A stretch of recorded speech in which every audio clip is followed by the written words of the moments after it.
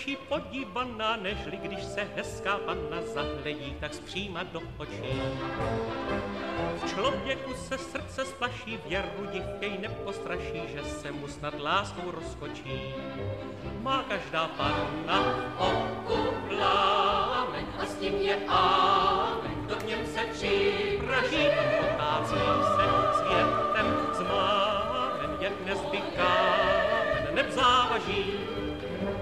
Zvláště tyhle české panny jsou jak obraz malovaný, člověk by je samou láskou snět. Rtíky jejich sladší skutku na cukr i nad jahůdku smrtelným je hříchem pohanět. Ty české panenky, kdo z nás by neměl rád, tak věrné vlastenky musí svět pohledat. Pářinky mají krev a mlíčko, každého chytnou za sradíčko. Kdo na ně pohledne, celé jim ho musí honem dát. Že je každá panna česká jako koupě růže hezká, to už jistě dávno kde kdo ví.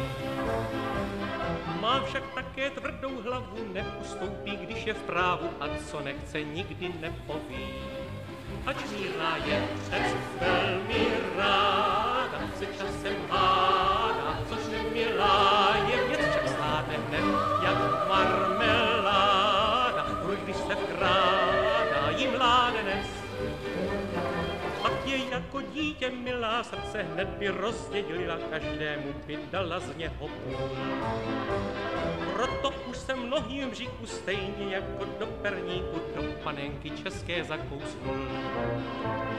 Ty české panenky, kdo z nás by neměl rád, tak věrné vlastenky musí svět pohledat.